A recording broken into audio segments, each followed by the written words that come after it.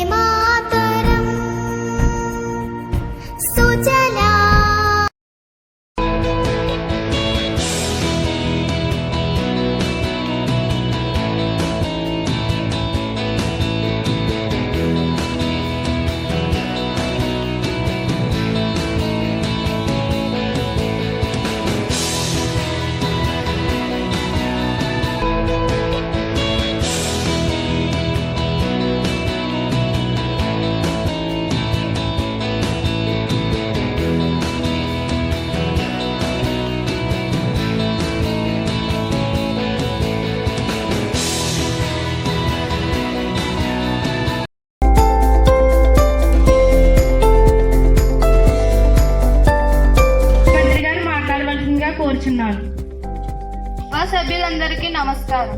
అధ్యక్ష, మా ప్రభుత్వం 18 నెలల కాలం విజయవంతంగా పూర్తి చేసుకుంది. అధ్యక్ష, మా మంత్రిమండలి విజయవంతంగా 18 నెలల పాలనలో అనేక విజయవంతమైన కార్యక్రమాలు పూర్తి చేసింది. అధ్యక్ష, మేము అధికారంలోకి వచ్చిన తర్వాత మా మేనిఫెస్టోలో ఇచ్చిన హామీలు దశలవారీగా అమలు చేస్తున్నాం. అధ్యక్ష, అలాగే మహిళలకు ఉచిత గ్యాస్ సిలిండర్లు, 4,000 రూపాయల పెన్షన్, 16,000 ఉపాధ్యాయ ఉద్యోగాలు, బడికి వెళ్లే విద్యార్థిని యొక్క తల్లి యొక్క ఖాతాలో 15,000 రూపాయలు, ఉచిత ఇసుక, ఉచిత బస్సు సౌకర్యాలు వంటి హామీలను నెరవేరుస్తున్నాం. అధ్యక్ష, ఇంకా మిగిలిన హామీలను కూడా దశల వారీగా అమలు చేస్తామని హామీ ఇస్తున్నాం. అధ్యక్ష, ఇవే కాకుండా ప్రజలకు అవసరమైన ఎన్నో సౌకర్యాలు అమలు చేస్తున్నాం.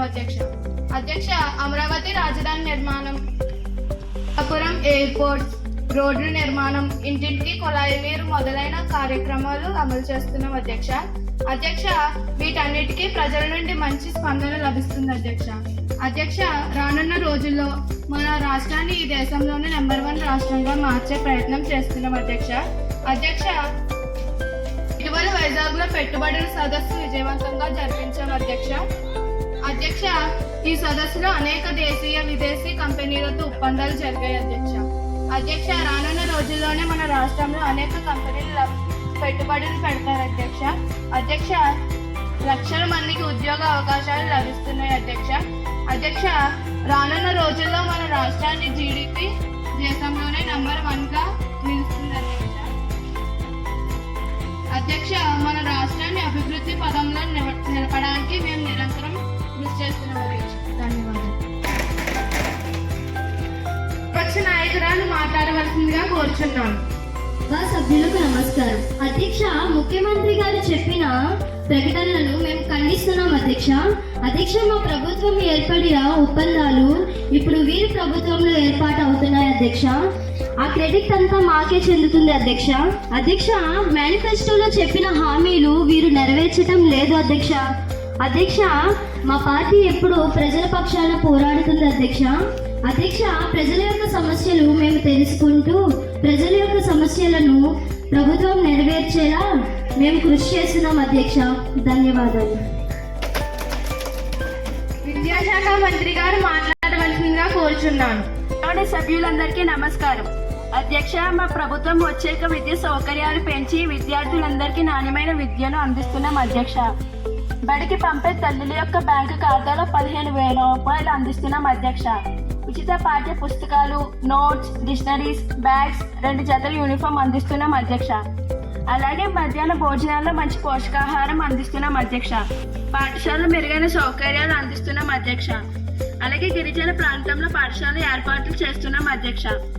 అలాగే ఇటీవల గత ప్రభుత్వంలో నిర్మించి అమలుకు నొచ్చుకొని ప్రభుత్వ టైప్ 4 హాస్టల్ గా మార్చి ప్రవేశాలు ప్రారంభిస్తున్నాం.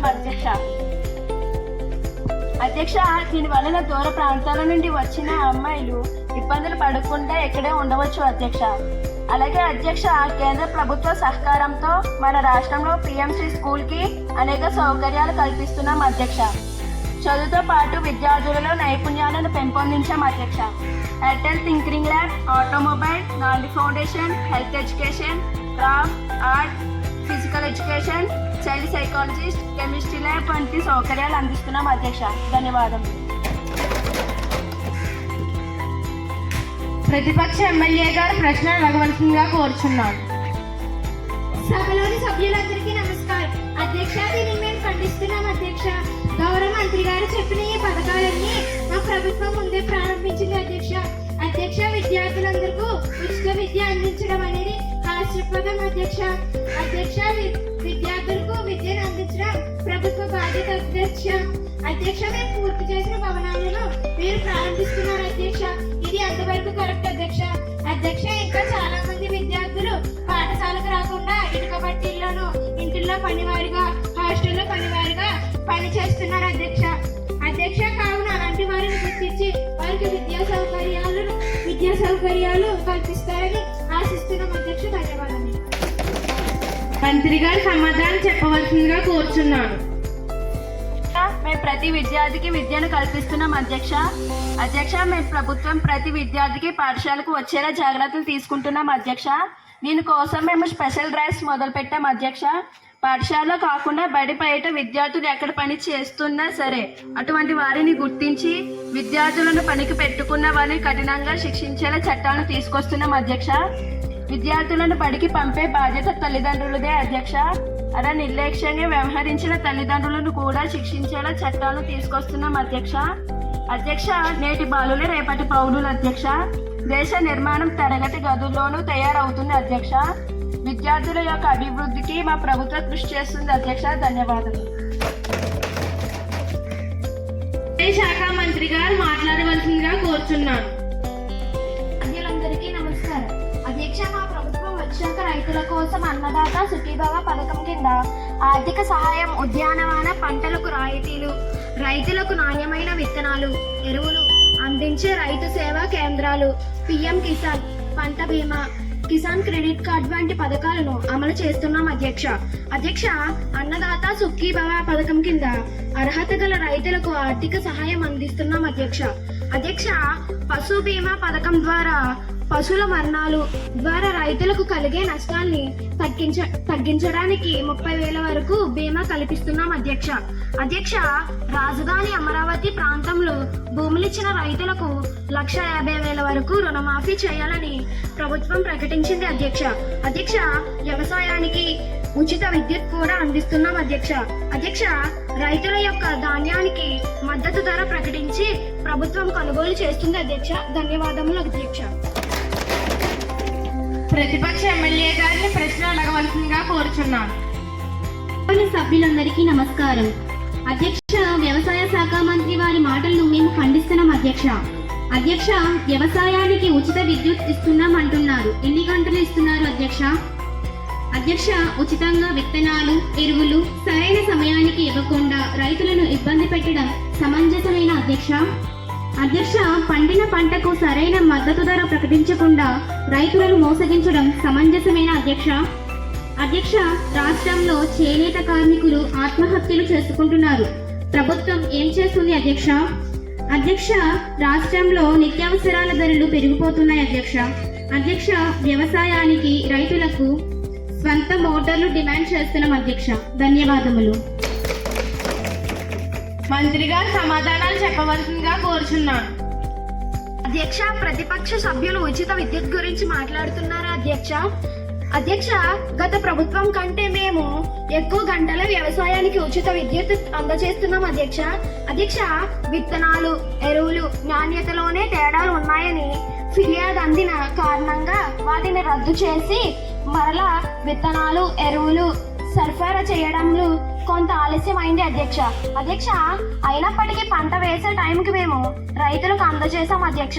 అధ్యక్ష, మద్దతు ధర విషయంలో కేంద్ర ప్రభుత్వంలో మాట్లాడి రైతులకు నాణ్యమైన ధరను అందేలా చేస్తున్నాం అధ్యక్ష. అధ్యక్ష, రాష్ట్రంలో చేనేత కార్మికుల కోసం ఒక కొత్త పథకాన్ని కూడా తీసుకొచ్చాం అధ్యక్ష. అధ్యక్ష, చేనేత కార్మికులకు పని లేని సమయంలో వారికి ప్రభుత్వం ఆర్థిక సహాయం అందేలా చూస్తున్నాం అధ్యక్ష. అధ్యక్ష, గత ప్రభుత్వం కంటే ప్రస్తుతం రాష్ట్రంలో ఆత్మహత్యలు తగ్గాయి అధ్యక్ష. ధన్యవాదములు అధ్యక్ష.